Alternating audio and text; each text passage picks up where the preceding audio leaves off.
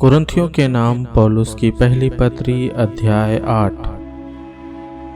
अब मूर्तियों के सामने बलि की हुई वस्तुओं के विषय में हम जानते हैं कि हम सब को ज्ञान है। ज्ञान घमंड उत्पन्न करता है, परंतु प्रेम से उन्नति होती है। यदि कोई समझे कि मैं कुछ जानता हूँ, तो जैसा जानना चाहिए वैसा अब तक नहीं जानता। परंतु यदि कोई परमेश्वर से प्रेम रखता है तो परमेश्वर उसे पहचानता है। मूर्तियों के सामने बलि की हुई वस्तुओं के खाने के विषय में हम जानते हैं कि मूर्ति जगत में कोई वस्तु नहीं और एक को छोड़ और कोई परमेश्वर नहीं।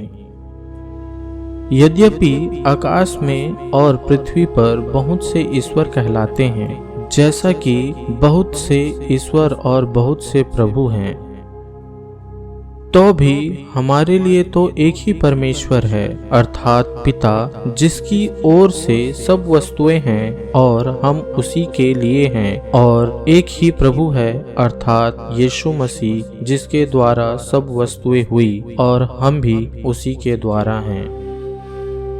पर सबको यह ज्ञान नहीं, परंतु कुछ तो अब तक मूर्ति को कुछ समझने के कारण मूर्तियों के सामने बलि की हुई वस्तु को कुछ समझकर खाते हैं और उनका विवेक निर्बल होने के कारण अशुद्ध हो जाता है।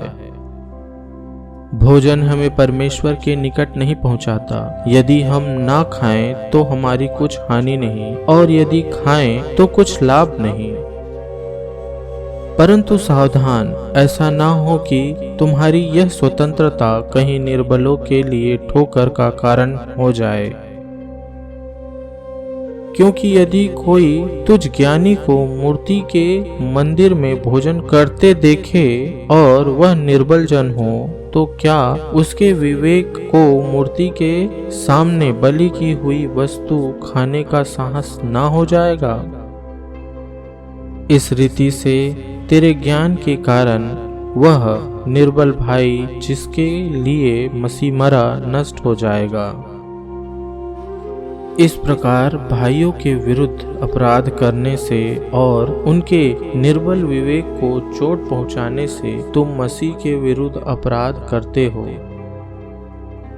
इस कारण यदि भोजन मेरे भाई को ठोकर खिलाए तो मैं कभी किसी रीति से मांस न खाऊंगा, ना हो कि मैं अपने भाइयों के लिए ठोकर का कारण बनूं।